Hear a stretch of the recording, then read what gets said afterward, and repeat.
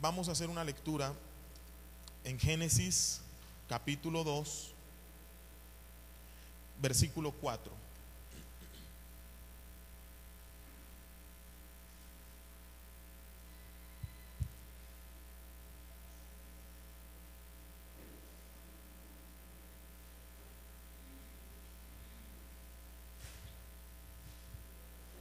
Vamos a leer hasta el versículo 18.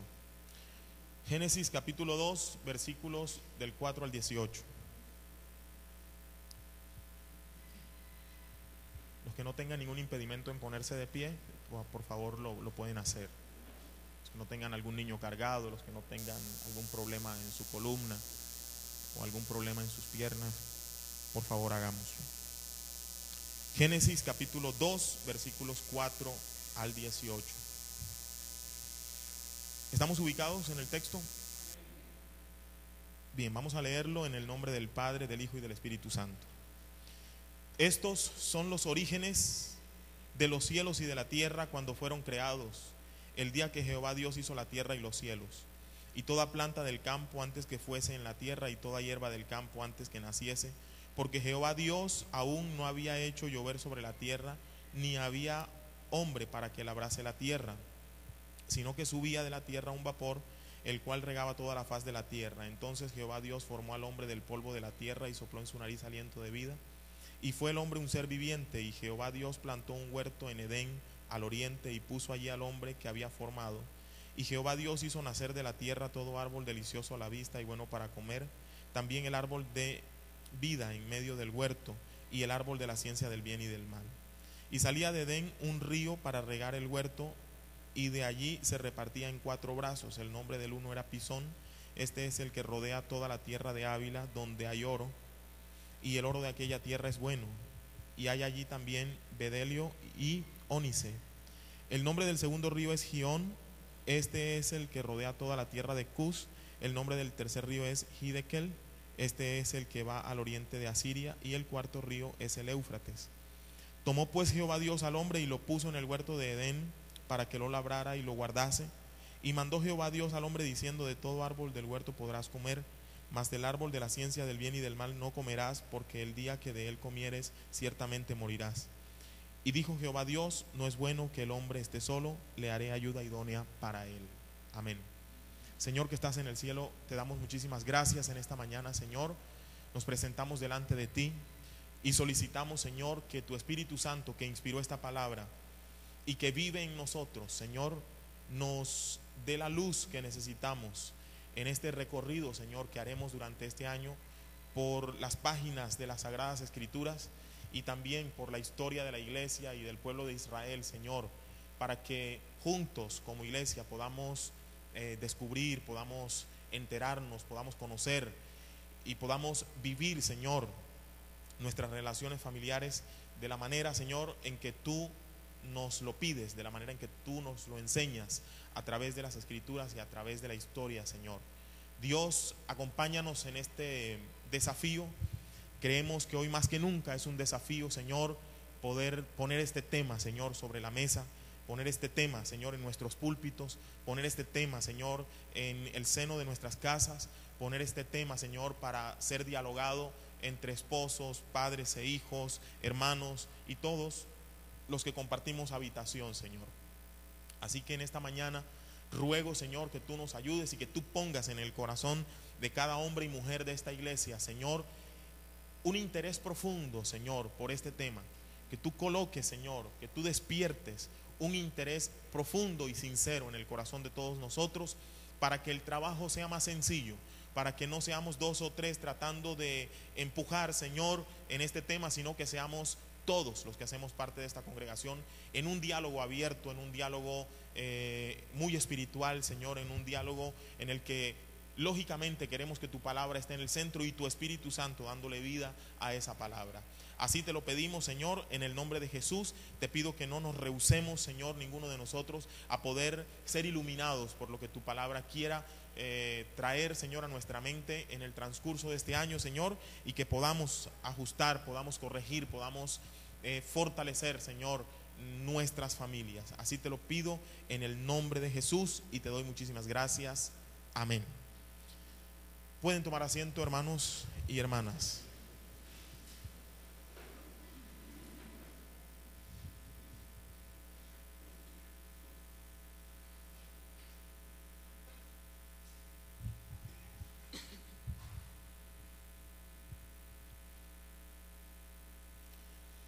Esta mañana pretendo que podamos tener un concepto inicial de lo que es la familia, tener una idea de la función básica que cumple la familia y una idea general de algunas funciones importantes también de la familia y cómo podemos nosotros comenzar a aportar cada uno de nosotros a nuestra familia. Eso es lo que pretendo que podamos hacer en esta mañana. Hay muchas definiciones para la familia, muchísimas, sociológicas, psicológicas, y aunque no vamos nosotros a desechar ni a menospreciar ninguna otra ciencia ni ninguna otra categoría, la idea es que nosotros podamos abordar el tema desde la perspectiva bíblica y netamente teológica. Lógicamente que todas las otras ciencias nos van a aportar en un entendimiento mayor de este tema, pero yo les invito a que podamos concentrarnos sobre todo en la perspectiva bíblica. Yo diría que mucha parte de la iglesia y mucha parte de nosotros los cristianos tenemos más conceptos psicológicos y sociológicos de lo que es la familia que propiamente bíblicos y teológicos. Entonces la idea es que nosotros podamos ahondar en el tema bíblico y en el tema teológico. Sin embargo, yo voy a comenzar esta mañana con una definición que no va a ser la definitiva. La idea es que durante todo este año sigamos modificando y construyendo nuestro concepto de familia. Voy a comenzar con un concepto social, de las ciencias sociales. La familia definida desde las ciencias sociales. La familia es la unidad social básica, formada alrededor de dos o más adultos que viven juntos y cooperan en actividades económicas, sociales y protectoras. Esa es una definición desde las ciencias sociales. Se asume que toda familia inicia con la unión de dos personas, dos adultos. Acá esta definición admite o permite decir dos o más adultos porque hay otras culturas, que no es la nuestra, pero hay otras culturas donde se permiten dos esposas, tres esposas, cuatro esposas o varios hombres, en fin. Por esa razón se define de esa manera, en términos de las ciencias sociales. Yo quiero proponer un concepto muy elemental para comenzar a trabajar en nuestra iglesia el concepto de familia y de casas.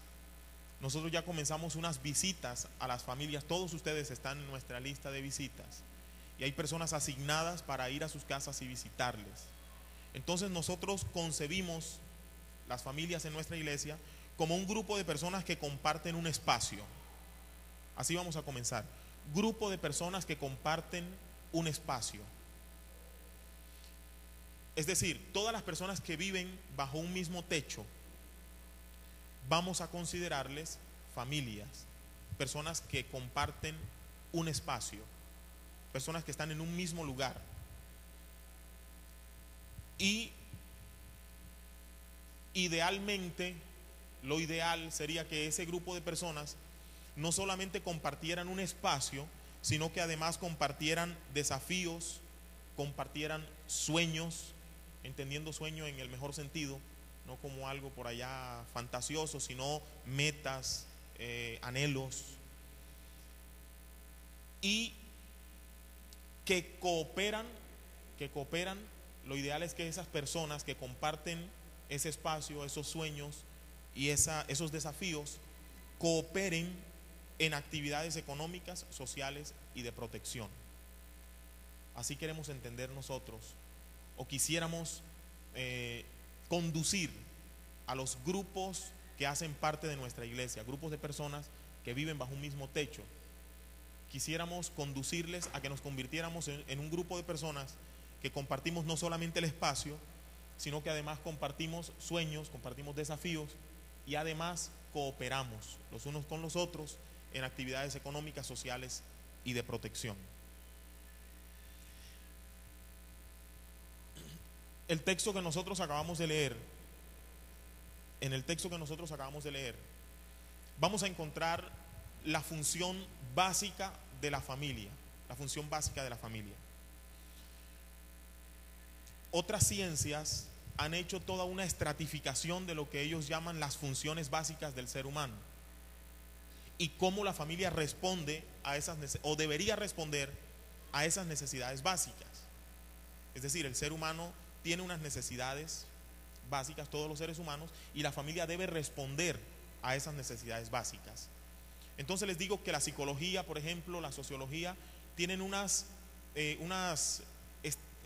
estratificaciones de las necesidades del ser humano. Nosotros hoy, desde este texto que acabamos de leer, vamos a considerar una sola función básica. No estoy diciendo que sea solo una, pero vamos a comenzar a considerar una. El texto que acabamos de leer dice que Dios son los orígenes, nos está narrando el origen de la creación de todas las cosas. Dios crea todas las cosas. Es entonces la concepción bíblica de que Dios es el creador de todas las cosas, incluido el ser humano, incluida la familia. Dios crea todas las cosas, ahí está la narración. Finalmente Dios crea al ser humano, Dios crea, según esta narración, al hombre, y habiéndole rodeado de todo bienestar y de todos los beneficios, al llegar al versículo 18, Dios concibe y se da cuenta de algo. Dios dice: no es bueno que el hombre esté solo, le haré ayuda idónea para él. Y crea a la mujer, y ahí está la narración de la primera familia según la Biblia: Adán, Eva, Caín, Abel, Set, ¿verdad? Entonces, a partir de ese texto vamos a tratar de concebir cuál es la función básica, cuál es la necesidad básica del ser humano y cuál es la función básica de la familia. ¿A qué debe responder básicamente toda familia? Lo que no es bueno es que el hombre esté solo. Entonces entiéndase por hombre, ser humano. No es bueno que el ser humano esté solo. Y Dios crea la familia. Entonces diremos que la necesidad básica del ser humano es la necesidad de compañía. El ser humano tiene la necesidad básica de ser acompañado, de tener compañía y de tener ayuda. Dios dice: le haré ayuda idónea para él. El ser humano tiene como necesidad básica el acompañamiento, el no estar solo y ser ayudado. Eso significa que el ser humano no es autosuficiente, no es suficiente en sí mismo. El ser humano, tanto hombre como mujer, estamos necesitados, necesitamos ayuda, ¿de acuerdo? Entonces la familia debe responder a esa necesidad básica. La familia debe proveer compañía y la familia debe proveer ayuda, ¿de acuerdo? ¿Estamos de acuerdo? Entonces concibamos así, vamos a concebir como necesidad básica del ser humano la compañía y la ayuda, y la familia entonces debe ser proveedora de esa necesidad básica del ser humano. Mi familia, la familia a la cual yo pertenezco, el grupo de personas con el cual yo vivo, me ofrecen compañía, me ofrecen ayuda. Yo ofrezco compañía a las personas que están bajo el techo de mi casa, yo ofrezco ayuda. Entonces ya entraríamos en desarrollar toda una temática alrededor de lo que significa compañía, ¿verdad? porque es bien claro, creo yo, que compañía no es solamente llegar, comer, irse a jugar, regresar, ir a trabajar, regresar. No, ¿verdad? Dormir en la misma cama, levantarse. No, eso es compañía. Entonces, ¿qué es compañía? Y cómo nuestra familia está cumpliendo o no está cumpliendo con esa necesidad básica del ser humano. Y cuando la familia no cumple con esa necesidad básica, lógicamente, entonces los individuos que hacemos parte de esa familia vamos a crecer con una necesidad básica no satisfecha. Y eso va a traer múltiples consecuencias.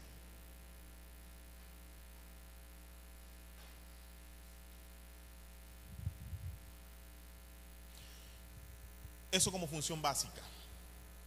Y vamos ahora a mencionar 5 funciones importantes de la familia. 5 funciones importantes.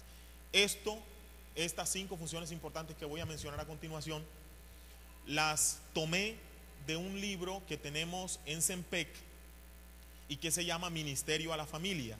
Es un documento el del cual yo extraje estas 5 funciones sociológico. Es un documento sociológico, así que responde a las funciones de toda familia, independientemente de cuál sea su creencia, independientemente de si es una familia cristiana o es una familia, no importa cuál sea su creencia, pero toda familia, y tiene un énfasis en Latinoamérica este documento, analizando la familia latinoamericana, toda familia debe cumplir 5 funciones importantes. Una función básica, que es la de acompañamiento y ayuda, y 5 funciones importantes. Y solo las voy a mencionar porque las vamos a abordar en sermones posteriores. Número 1, la familia debe cumplir la función de satisfacción de las necesidades sexuales. Satisfacción de las necesidades sexuales. Es decir, que la sexualidad solo debe ser experimentada al interior de una familia. Eso lo abordaremos después. Segunda, función de procreación. La familia cumple la función de procreación. Tercero, función de unidad de residencia. Cuarto, función económica. Y quinto, función de socialización de las nuevas generaciones. Entonces, ya he dicho en sermones posteriores, vamos a abordar cada una de esas funciones, las vamos a ampliar y vamos a estudiarlas a la luz de las Escrituras. Bien, hace algunos años, hermanos, yo tuve un interés hace tal vez 4 o 5 años, tuve un interés por imaginar qué sería aquello que yo pudiera, desde mi experiencia, transmitir a un grupo de personas a las cuales yo me pudiera comunicar como última vez. Es decir, si yo tuviera la oportunidad de dirigirme a un grupo de personas, es decir, a ustedes como último discurso, ¿qué sería lo que les diría? Y me interesé por mirar. El domingo pasado miramos lo que fuera el último discurso de Josué. ¿Recuerdan? El último discurso de Josué, el llamamiento que Josué hace al pueblo de Israel a la consagración. Ya ese lo describimos el domingo pasado. Jesús, aunque no es su último discurso, en el capítulo 17 del Evangelio según San Juan, nos lo presenta como una oración de Jesús. Pero es su última oración, no es su última oración, pero es la oración más larga que presenta, y es una oración que está casi antes de él ser crucificado y levantado. Y esa oración, si la leemos con detenimiento, nos daremos cuenta que es casi un discurso también. Es casi un discurso de advertencia para la iglesia.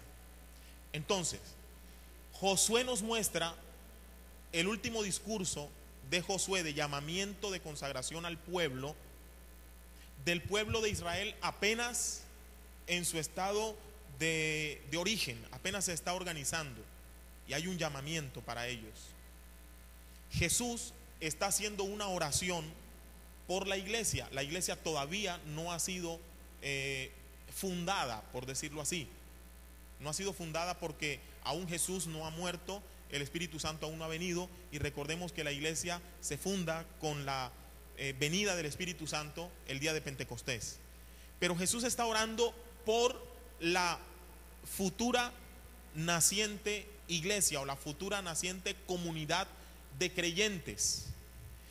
Y también miré en Hechos capítulo 20 versículos 17 al 38 el apóstol Pablo haciendo un discurso de despedida también, pero haciendo un discurso de despedida a un grupo ya cristiano, a un grupo ya iglesia, pero que todavía no está totalmente desarrollada. Y lo interesante en estos tres, por lo menos estos tres ejemplos que tomo, lo interesante es que los tres están ocupados y están interesados en hacer una gran advertencia al pueblo, una gran advertencia a la iglesia. En el caso del apóstol Pablo diciéndoles: yo me voy y no volverán a ver más mi rostro, pero llamó a los ancianos y les dijo: les exhorto a que ustedes tengan cuidado de ustedes y del rebaño sobre el cual Dios los ha puesto como obispos, porque cuando yo me vaya vendrán lobos que se meterán entre ustedes, y de entre ustedes mismos se levantarán hombres que intentarán arrastrar tras sí discípulos, apartándolos de la verdad. Entonces, la ocupación y la preocupación de Josué, Jesús y el apóstol Pablo es una misma. Es la situación de peligro en donde ellos se encontraban, en donde ellos estaban. En el caso de Israel estaba rodeado de muchos pueblos, y ellos comenzaron a mirar la forma en que estos pueblos estaban organizados, y comenzaron a ver muy probablemente las familias cómo estaban organizadas, lógicamente, cómo estaban organizadas las familias de todos aquellos pueblos, cuáles eran las costumbres, y muy probablemente ellos iban a ser seducidos, y muy probablemente ellos iban a ser su atención iba a ser captada, y muy probablemente ellos iban a querer tomar elementos y ejemplos y comportamientos de aquellos pueblos, iban a querer incluirlos dentro de su sistema de creencias. Y Josué está diciendo: eso no puede suceder, eso no puede suceder. Ustedes tienen que mirar a Jehová, a quien deben servir, y es de Jehová de quien deben tomar toda la instrucción. Ustedes no deben permitir incluir otros dioses y otras creencias, sino que deben mantenerse santos en sus creencias, en sus convicciones, en sus conductas, en sus comportamientos. ¿De acuerdo? Ese era el peligro. En la oración de Jesús, Jesús también dice, en el texto que leyó Evelsia al comenzar el servicio, le dice a Dios, Señor, al Padre, le dice: Padre, no te pido que los quites del mundo, pero guárdalos del mal. Mientras yo estuve con ellos, yo los guardaba en tu nombre, mas ahora yo ya no voy a estar con ellos. El mundo yo les he dado tu palabra, y el mundo los aborreció, porque no son del mundo, como tampoco yo soy del mundo. ¿De acuerdo?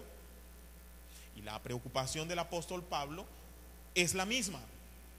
Mucho cuidado, porque cuando yo me vaya van a venir lobos, refiriéndose a hombres de entendimiento corrupto, que van a querer arrastrar tras sí discípulos y apartarles de las convicciones y de lo que las escrituras enseñan. Nuestro presente no es distinto, nuestro hoy no es diferente, nuestro hoy es exactamente igual, y tal vez un poco más peligroso, y se los voy a tratar de mostrar esta mañana. Nuestras familias hoy están construidas alrededor de lo que la escritura enseña o de lo que el mundo me enseña. Mi familia tiene fundamentos en las sagradas escrituras, o los fundamentos de mi familia están basados en la telenovela, están basados, como dijéramos en alguna ocasión, en Hollywood. Están basados en qué sistema de creencias están basadas nuestras familias. Y siendo la familia la unidad básica en donde el ser humano socializa, en donde el ser humano se forma, ¿será que es un tema que no tenemos que abordar con total seriedad e importancia nosotros, los cristianos modernos, los cristianos del siglo XXI? ¿Será que hoy como ayer, hace tantos miles de años, en el caso de Josué, en el caso de Jesús, en el caso del apóstol Pablo, será que hoy nosotros necesitamos consagrar nuestras familias a Jehová?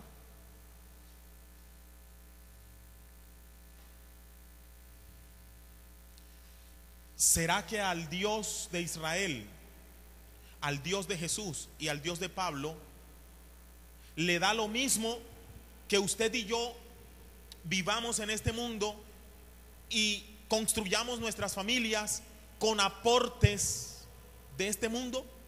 Cuando Jesús dijo: el mundo les aborrecerá, el mundo les aborrece, el mundo les aborreció porque no son del mundo. ¿Me escucha? Usted como cristiano no es del mundo, según Jesús. No es del mundo. Por lo tanto, usted y su familia deben estar fundadas, deben estar cimentadas, deben estar construidas, no alrededor de los conceptos del mundo, sino alrededor de los conceptos de Dios. ¿Estamos de acuerdo? Y entonces vamos a entrar a un terreno en el que debemos entrar sin prejuicios, en el que debemos entrar abiertos a que el Espíritu Santo ilumine nuestro entendimiento, abiertos no solamente con un intelecto, sino también con una vida de oración, para pedirle al Señor que ilumine nuestro entendimiento y nos dé las fuerzas suficientes para darnos cuenta en dónde estamos imitando los modelos de este mundo y hemos desechado el concepto de Dios para la construcción de nuestras familias. ¿De acuerdo? Quiero abordar el tema de la familia desde la participación individual. Es decir, ahora vamos a pensar en nuestras familias, pero desde nuestra participación individual, es decir, la de cada uno de ustedes y yo.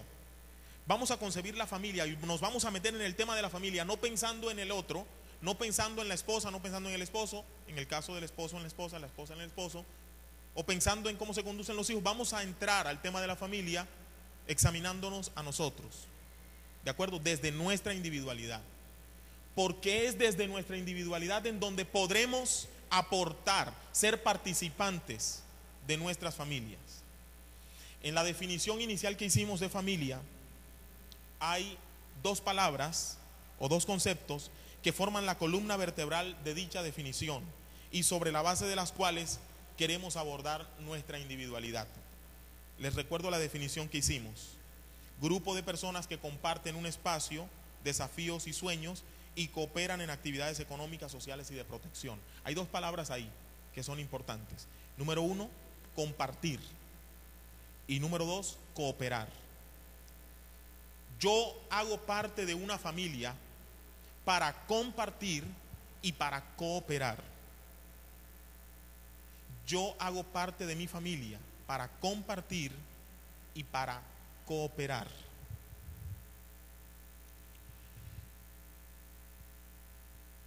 Compartir es una misma cosa para todos, ¿verdad? Vamos a compartir esta litro, que es una sola litro para todos los que hayamos ahí. Vamos a compartir, es decir, un mismo para todos. Venga, hermano, vamos a compartir la Biblia, es decir, la misma Biblia para los dos, ¿de acuerdo? Compartir es una misma cosa para todos. Cooperar, una de las actividades en las que cada individuo, cada hombre y mujer, sin importar la edad y sin importar el rol, es decir, si es papá, mamá, hermano, cada hombre y mujer debe cooperar en actividades protectoras. También debe cooperar en actividades económicas y sociales, pero yo voy a comenzar hablando de la participación en actividades protectoras. El hombre debe proteger a su esposa y a sus hijos. La mujer debe cooperar en esa protección de su esposo y de sus hijos. Los hijos tienen la responsabilidad de cooperar en la protección del papá y de la mamá y de todos los que viven bajo un mismo techo. ¿De acuerdo? Siendo así, si es así, si usted tiene desde su individualidad como individuo, usted tiene el compromiso de cooperar con la protección de su familia, y ahora me dirijo a usted como cristiano, como hombre y mujer, seguidor de Jesucristo.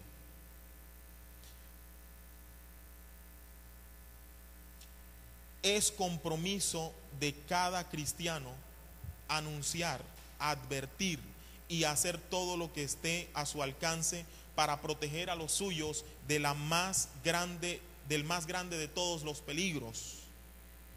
Y el más grande de todos los peligros es la idolatría. El más grande de todos los peligros es la idolatría. El más grande de todos los peligros no es el fleteo. ¿Me escucha? No es el fleteo. No es el ladrón que se quiere meter en su casa. Cuando hablamos de protección, no estamos hablando solo de la reja que usted debe colocar en su casa y del candado yale que debe colocarle a la reja.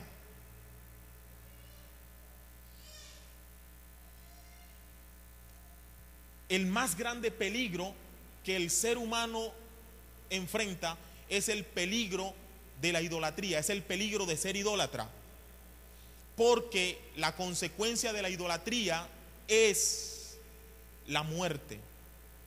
La paga del pecado es la muerte, y es la muerte eterna. ¿De acuerdo? Castigo que no hay palabras humanas para describir lo horrendo de ese castigo. La Biblia utiliza algunos términos, los términos que tal vez considera más horrendos, ¿verdad? Como el fuego que quema y no se apaga nunca, como el gusano que come y no muere. La Biblia utiliza algunos términos, pero realmente la descripción del castigo por la idolatría no tiene palabras humanas para describirlo. Entonces, su familia, si usted quiere proteger a su familia, si usted ama a su familia y si usted quiere cooperar en la protección de su familia, lo primero que usted tiene que ocuparle es qué tan idólatra es su familia, qué tan idólatra es su esposo, qué tan idólatra es su esposa, sus papás, sus hermanos, su tío, su abuelo, los que viven allí bajo el techo de su casa. Y ojo a lo que voy a decir. Ya lo dije el domingo pasado, idolatría no es tener la Virgen del Carmen colgada en el cuello solamente. Idolatría es todo estilo de vida que no se ajuste a los principios bíblicos. ¿Me escucha? Cuando Josué le llama al pueblo y le dice: sirvan a Jehová y saquen, quiten a todos los demás dioses que están en el pueblo y entre ustedes, se está refiriendo a un estilo de vida. Obviamente hay una imagen, obviamente hay un Dios que no es Dios, pero lo peligroso de ese Dios que no es Dios es el estilo de vida que proyecta. ¿De acuerdo? Todo hombre y mujer que no reconoce a Jesús como su Señor y Salvador es un idólatra, porque asume otro estilo de vida. ¿Estamos de acuerdo con eso? Todo hombre y mujer que no asume, que no reconoce, que no acepta y que no se somete a la autoridad del Dios del cielo es un idólatra. Y como consecuencia de esa idolatría tendrá la condenación de su alma. Entonces, si yo quiero cooperar con mi familia, con los que están bajo el techo de mi casa, lo primero que tengo que hacer y preocuparme es por sacarles de la idolatría o evitar que la idolatría entre a mi casa. ¿Está bien, hermanos y hermanas? ¿Está bien? Asumir cualquier otro estilo de vida ajeno al dispuesto por el único y verdadero Dios es idolatría.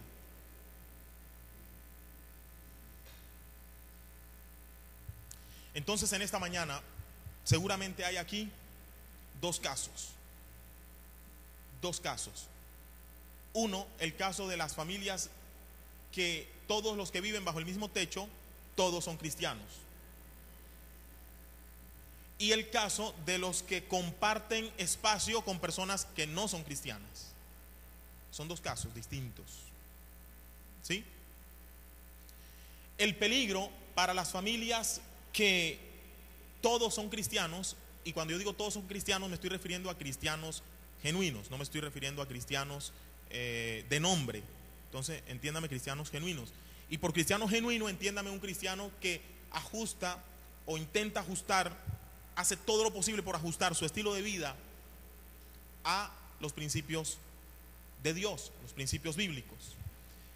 En la casa donde todos son cristianos o profesan la fe cristiana, el peligro viene de afuera. El que entren a nuestras familias, a nuestros hijos, a nuestras esposas, a nosotros mismos, entren conceptos, elementos que no proceden de la enseñanza de Cristo, sino que proceden de cualquier otro tipo de filosofía o enseñanza o ciencia o como le querramos llamar. Pese a lo radical que voy a parecer, quiero decirles esta mañana que una familia cristiana no ha de admitir ningún elemento que no proceda de la enseñanza cristiana en su vida y en la vida de su familia. ¿De acuerdo? Al menos no conscientemente. Al menos no conscientemente. Pese a lo radical que eso parezca y suene. Y en el caso de las familias que comparten espacio, donde uno de pronto es cristiano, el muchacho se convirtió al Señor, pero el papá y la mamá y los demás hermanos no, o la señora se convirtió, pero el esposo no, o el señor se convirtió, pero la esposa no, en fin, cualquiera que sea el caso, que comparta habitación con personas que no son cristianos, que no han aceptado al Señor Jesús como su Salvador y que no ajustan sus vidas al modelo cristiano, el peligro está desde adentro, desde el estilo de vida que ya ha adoptado cada persona que está dentro de su familia que no es cristiano y que por mucho que usted lo ame, no ajusta su vida a los principios cristianos. ¿De acuerdo? ¿De acuerdo? Usted ame a su familia, usted le puede amar, pero usted no puede cerrar los ojos ante la realidad de que por muy buena gente que su esposo, su esposa, su papá, su mamá, sus hermanos, su primo, su tío, el que sea que vive con usted, por muy buena gente que sea con usted, si no ha conocido a Cristo Jesús, no puede ser salvo. ¿De acuerdo? Y si no es salvo, tiene un estilo de vida que no corresponde al estilo de vida cristiano. Y entonces ahí el peligro es grande, porque puede esas personas influir de tal manera a que el que es cristiano comience a asumir como ciertas conductas normales al interior de su familia. ¿De acuerdo? Y el tema es espinoso, y el tema es difícil, el tema es delicado. ¿A dónde vamos a llegar con este tema? Pues pretendemos que el Espíritu Santo y que las Escrituras nos dirijan. ¿De acuerdo? No sé por qué me acordé de este texto, pero permítame citarlo. En alguna ocasión a Jesús le dijeron: Señor, te busca tu mamá y tus hermanos. Y Jesús dijo: mi mamá y mis hermanos. ¿Quiénes son mi mamá y mis hermanos? ¿Es tu mamá y tus hermanos? No, mi mamá y mis hermanos son los que hacen la voluntad de mi Padre, dijo Jesús. ¿De acuerdo? Bien. Entonces hay dos tipos de familias. Seguramente entre nosotros hay dos tipos de familias. Para ponerlo en esos grandes rasgos. En ambos casos, cada cristiano tiene una gran responsabilidad de cooperación en actividades protectoras con su familia. Su responsabilidad no es justificar lo que su familiar haga. Su responsabilidad no es encontrarle justificación a lo que él hace porque usted le ama. No, su responsabilidad como cristiano es cooperar con la protección de esa persona, y la protección de esa persona solamente está en Cristo Jesús. ¿De acuerdo? ¿Por qué estoy diciendo esto? Porque tal vez haya entre nosotros personas que convivimos con personas que no, a quienes amamos mucho y no son cristianos, se rehúsan a ser cristianos, y nosotros no hacemos algo, o por lo menos lo que está en nuestras manos, lo que debemos, lo que nos es responsabilidad hacer, lo que somos responsables de hacer. ¿De acuerdo? Escuche bien, cuando yo digo que el mundo, o yo no digo eso, cuando Jesús dijo que el mundo nos aborreció por recibir su palabra, yo les he dado tu palabra y el mundo los aborreció. Cuando hablamos de aborrecimiento, parece que nos limitáramos a una sola expresión del aborrecimiento, que es la hostilidad y la violencia. Pero escúchame, hay otras manifestaciones de aborrecimiento, y yo voy a mencionarte esta mañana 4. La hostilidad es uno. ¿Se acuerdan de cuando el cristianismo comenzó? Y el cristianismo inicia, escuchen bien, con un desafío terrible. Yo no estoy dando conclusiones esta mañana aquí, pero estoy citando las escrituras. El cristianismo comienza con desafíos terribles para los cristianos. Señor, yo te seguiré, pero espérame, yo voy y sepulto a mi papá. Déjame que yo entierre a mi papá. ¿Y qué dijo Jesús? Deja que los muertos entierren a sus muertos. Tú ven y sígueme.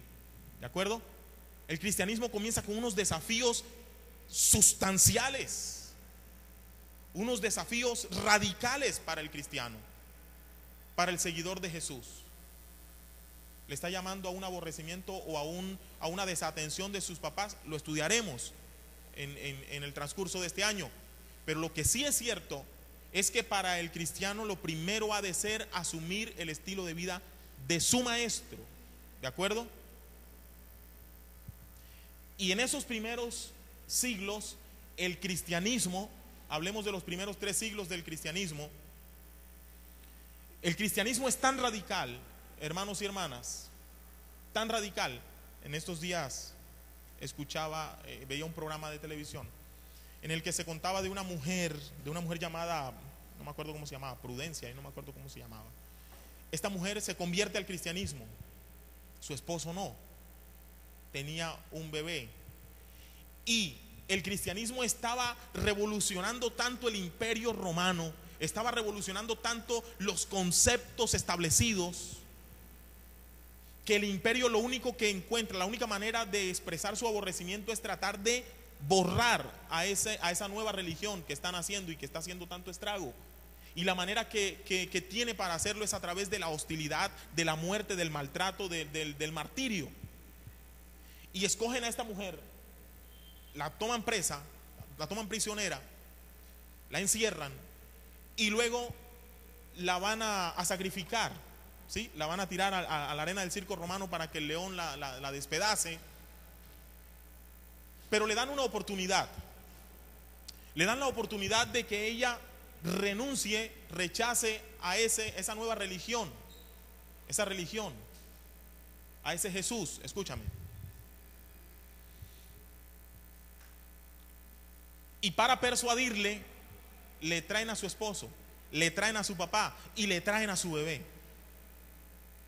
Y su papá, su esposo y su bebé, bueno, el bebé no hablaba todavía, pero su esposo y su papá comienzan a persuadirle y a decirle: por favor, prudencia, hazle honor a tu nombre, ten prudencia.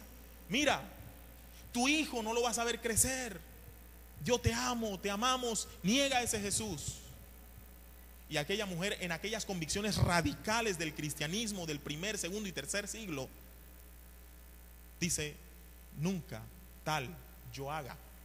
Besa a su papá, besa a su esposo, abraza a su bebé, lo ama, lo estrecha, lo bendice y sale a ser sacrificada.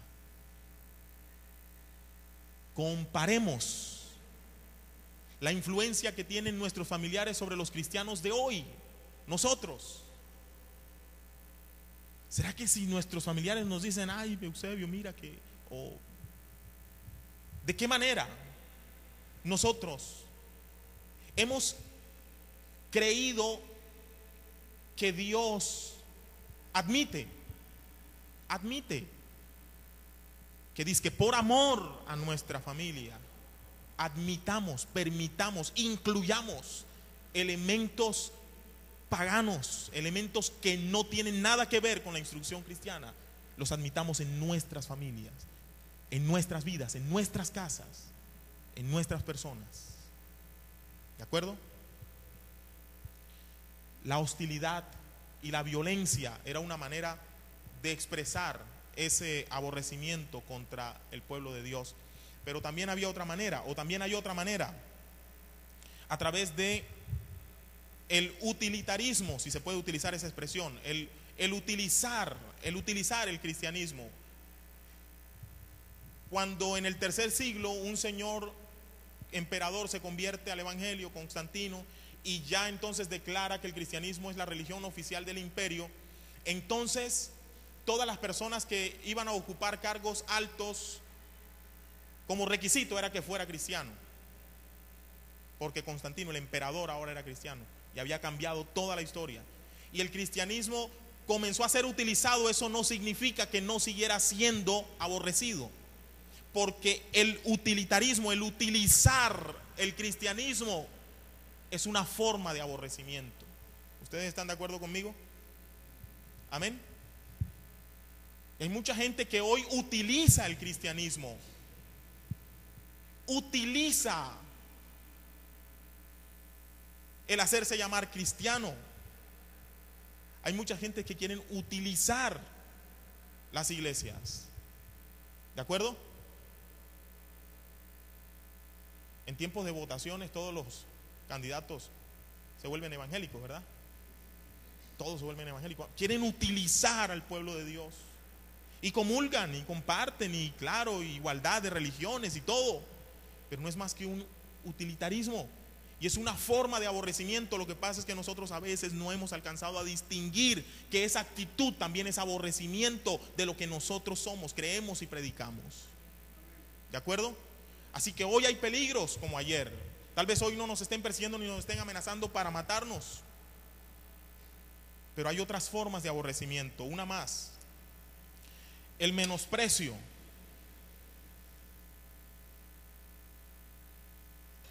El menosprecio. Menospreciar es no dar el precio que algo tiene, ¿verdad? Menospreciar es darle un valor menor al que algo tiene. Eso es menospreciar. Hay mucha gente que menosprecia a la iglesia. No mira a la iglesia como la salvación de Dios. No mira a la iglesia como los redimidos por la sangre del Cordero que han de vivir para adorar a Dios, sino que pueden mirar a la iglesia como, digamos, sí le dan un cierto aprecio, pero no el que le deben dar. ¿De acuerdo?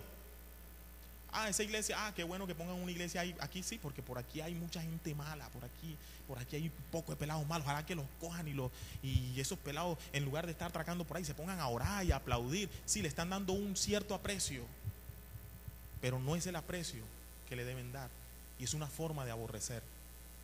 ¿De acuerdo? ¿De acuerdo, hermanos? Y por último, el desprecio. El desprecio es definitivamente quitarle todo valor a algo, ¿verdad? Hay gente que definitivamente desprecia a la iglesia. No sirve para nada. Son un grupo de gente ahí, pues. Ni bueno ni malo. Hay gente que lo saluda a usted. ¿Qué más, hermano? ¿Cómo está? Pero no le importa lo que usted dice, lo que usted enseña, lo que usted vive, ¿verdad? Su estilo de vida es suficiente. Es un desprecio y es un aborrecimiento por nosotros, por la iglesia del Señor. Frente a esas manifestaciones de aborrecimiento, ¿qué debemos hacer nosotros? ¿Qué debemos hacer? Si a usted alguien lo ataca, usted se defiende. En el caso de la hostilidad, ¿verdad? Si te pegan, devuélvela. ¿Qué debemos hacer nosotros en el caso del menosprecio, en el caso del utilitarismo, en el caso del desprecio, o en cualquier otro caso que haya como manifestación de aborrecimiento? debemos hacer tres cosas que están contenidas dentro de la consagración. No hay forma de que un cristiano se mantenga en pie hoy en día si no está consagrado a su fe. Cristiano que no se consagra a su fe no podrá permanecer en pie. ¿Estamos de acuerdo? No podremos permanecer en pie. Número uno, debemos anunciar el peligro. No debemos cesar en nuestro anuncio del peligro si queremos ser cooperantes en la protección de nuestras familias. ¿Está bien, hermanos? Si tú amas a tus seres queridos, a los que viven bajo el techo de tu casa, la mejor manera como cristiano, escuche bien, no como tal vez este mundo nos enseña que hay que ser buenos padres, o como este mundo nos enseña que hay que ser buenos hermanos. ¿Cómo nos enseña? Pues ya ustedes sabrán, tantas maneras que nos dice de qué es ser un buen papá, ¿verdad? Todas estas novelas que nosotros vemos hoy en día, bueno, los que vemos, no los que no ven no las ven, pero los que vemos ciertas novelas, ciertos programas donde uno mira que ponen en una alta estima ese papá y esa mamá que es todo complaciente con sus hijos, y de pronto que se acuerdan de esa expresión, respetar los espacios y que no sé cuándo, y que el muchachito tiene 15 años y se metió con una señora de un pocotón de años, y entonces hay que respetarlo y hay que no sé, sí, cómo toma tu propia decisión y cosas como esas. ¿Cómo expresamos nosotros nuestro amor? ¿Cómo expresamos nosotros nuestra protección hacia los seres que amamos? Anunciando el peligro. ¿De acuerdo? ¿De acuerdo? Si usted se acuesta sin ponerle el candado a la puerta, usted es un irresponsable. ¿Cierto que sí? Yo me levanto hasta 5 veces en la noche a mirar el candado, a ver si está puesto, si lo movieron, si le metieron una pata de cabra, alguna cosa. Yo me levanto a ver el candado porque yo soy compulsivo con los candados en mi casa. Usted no se puede ir a dormir. Usted no puede levantarse y seguir su vida sin tener siempre presente que su hijo está bajo juicio, que su esposo está bajo juicio, que las personas a las que usted ama pero no imitan a Jesús están bajo juicio. ¿De acuerdo? Y muchos cristianos hemos llegado a sentirnos tan plácidos, tan tranquilos frente a esa realidad, que pareciera que lo más importante de la familia es conseguir la casa, el vehículo, la cuenta, la universidad. Sí, todo eso hace parte de nuestras responsabilidades, pero la primera, o no la primera, pero de las más importantes, es cooperar con la protección de los nuestros. Eso nos dice las Escrituras. ¿De acuerdo, queridos hermanos? Y si usted consigue todo lo que usted pueda conseguir para su familia, pero usted no está siendo un heraldo para anunciarles, por lo menos para comunicarles, para corregirles, para exhortarles, que te aborrecen, que te aborrezcan. Amén. O es que hay que llevar la fiesta en paz. Es que mejor para estar en paz. Pues sí, nosotros somos predicadores y promotores de la paz, pero la paz no significa que no podamos anunciar el peligro en el que se encuentra el que está en peligro. ¿De acuerdo? La paz no significa que estemos tan tranquilos y compartimos. Mire, tristemente hay personas que hasta comparten, no, es mi familia, vamos a compartir en tal parte, y comparten más espacios con sus familias que no son cristianos que con sus hermanos cristianos. Yo espero que hoy no puedo ampliar todo lo que yo quisiera decir, pero hoy por lo menos quiero decir eso.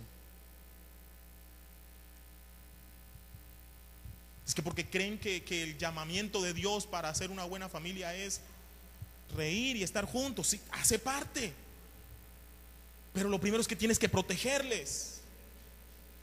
Y tú serías muy malo si sabes que viene un ladrón y va a entrar a la casa y no le pones el candado. ¿Cuántos dicen amén? Es muy mal miembro de una familia si haces eso. ¿De acuerdo, hermanos queridos?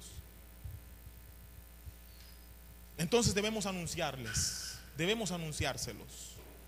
Y en la familia en la que todos son cristianos, porque no nos salvamos nosotros, nosotros no podemos permitirle a nuestras hijas, a la esposa al esposo, no puede permitirle que, aunque nos digamos que somos cristianos y vamos todos los domingos a la iglesia, que hagamos y nos conduzcamos y tengamos comportamientos ajenos al comportamiento que la Sagrada Escritura nos manda tener. Si tal hacemos, no estamos cooperando con la protección de nuestra familia. Es lo mismo que si usted supiera que anda una banda por ahí asaltando y metiéndose en las casas y usted se acostara tranquilo, plácidamente, y deja la puerta abierta y no le pone el candado. Es lo mismo, ¿de acuerdo? Anunciar. Número 2, orar por sus familiares. ¿Cuántas familias cristianas no oramos juntos, los unos por los otros, el uno por el otro? Y si no es cristiano, pues doblar sus rodillas y orar por los que no son cristianos. Amén. Los familiares que no son cristianos y son familiares nuestros, que yo los tengo obviamente, ¿sabe la oración que quieren? Hey, ora por mí ahí para que Dios me bendiga. Hey, ora ahí por mí para que Dios me dé un buen trabajo. Hey, ora por mí ahí para ver si me reconcilio con la chica. ¿Cierto? Los familiares, eso, y nosotros nos creemos unos buenos cristianos porque estamos orando por eso. Y traemos las peticiones a la iglesia, pastor, que Dios le dé un empleo a mí. Estamos más preocupados por el empleo del hijo que por la salvación del hijo, que por la salvación del papá, del esposo, de la esposa. Amén. Y de alguna manera, hermanos queridos, de alguna manera, yo diría que nosotros los cristianos deberíamos ser así como yo creo, como Dios, en el sentido de que Dios, su corazón alegre con los hijos que están cerca y su corazón triste llorando por los que no quieren acercarse, ¿verdad? Nosotros disfrutamos la salvación que tenemos, pero ha de haber una parte en nuestro corazón en constante luto por las personas que amamos, que aún no conocen a Jesús y que sabemos están bajo juicio y bajo condenación. Amén. Orar. Y cuando les estoy hablando de orar, no les estoy hablando de orar por el empleo y eso, porque yo sé que todos oramos por el empleo y por la bendición y por la casa y por el carro y por la beca, por todo eso oramos. Pero oración por la protección, que Dios proteja nuestra fe, que Dios guarde nuestra fe, que Dios no permita que en nuestra casa entren principios, elementos que afecten nuestra fe. Que cuando yo vea que están entrando elementos en mi casa que no van de acuerdo a mi fe, yo pueda por lo menos advertir. ¿De acuerdo? Y por último, primero anunciando el peligro, segundo orando y tercero modelando la fe. Modelando nuestra fe. Debemos ser los ejemplos. Si usted es el único cristiano en su casa, usted debe ser el ejemplo de su casa. ¿De acuerdo? Si usted es el único cristiano en su casa, usted ha de ser el ejemplo en su casa. Usted ha de ser quien modele la fe en su casa. Amén. Muchos de nosotros tal vez no modelamos la fe para nuestros hijos. No estamos siendo el modelo de fe para nuestros hijos, para nuestras esposas. Incluso ni siquiera estamos siendo el modelo de fe para las personas que no conocen a Jesús. Y yo voy a decir algo esta mañana, y seguramente que este año voy a decir muchas cosas respecto a la familia. ¿Me voy para la iglesia o me voy para el paseo con mi familia que no es cristiana? ¿Me voy para la iglesia o me voy para la playa con mi familia que no es cristiana? Pastor, la familia, hay que cuidar la familia, recuerde, pastor. Primero Dios, después la familia, después la iglesia. Y yo pues no me atrevería a negar esa aseveración, pero sí me atrevería a decir, examinemos qué es tener a la familia como un segundo después de Dios. ¿Es complacer a Dios y complacer a la familia lo que queremos decir cuando decimos Dios, familia, iglesia? O lo que estamos queriendo es decir devoción absoluta a Dios, devoción absoluta a mi familia. Y cuando hablo de devoción absoluta, incluyo protección para mi familia, y la protección de mi familia es Jesús. ¿De acuerdo? Entonces, si yo le modelo a mi familia que un domingo nos podemos ir para la playa y no importa el culto, ¿estoy siendo un modelo Solo es una pregunta. Solo es una pregunta.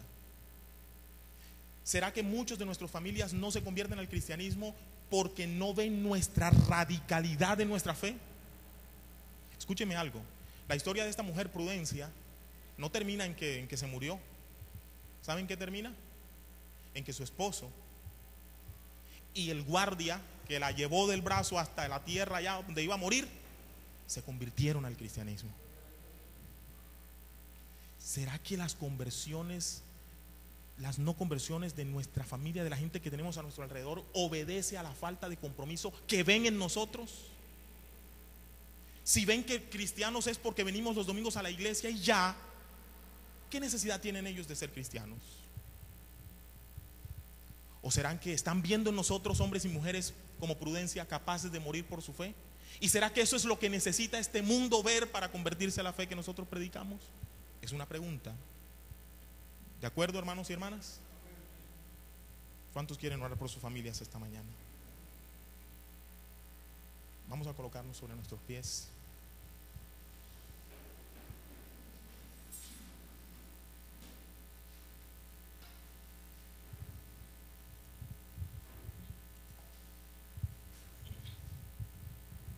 Jesús amado, hoy estamos en esta mañana en este lugar, Señor, y yo te pido, Señor, que tu palabra, Señor, haya cabida en nuestros corazones. Que este tiempo de consagración, Señor, sea asumido por todos nosotros con seriedad. Yo te pido, Dios, que tu palabra no sea silenciada, no sea callada, Señor, en nuestra iglesia.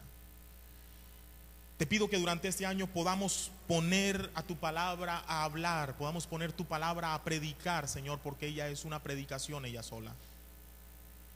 Y que nosotros, todos nosotros, que seguramente, Señor, seguramente seremos aludidos con este tema de la familia, seamos lo suficientemente sinceros para poder dejar que tu palabra golpee nuestro corazón. Como martillo quebranta la piedra, así tu palabra golpee, que tu palabra martille sobre mi corazón de piedra en esta mañana. Que mi corazón de piedra, Señor, sea martillado por el poder de tu palabra en esta mañana. Que mi corazón de carne sea traspasado por tu espada, por la espada de doble filo que es tu palabra. Y que yo pueda, Señor, sentir en mi corazón, Dios, la sensibilidad que he perdido en mi corazón. Yo te pido sensibilidad en mi corazón que tal vez ha comenzado a tener algunos recubrimientos de rocas, de piedras.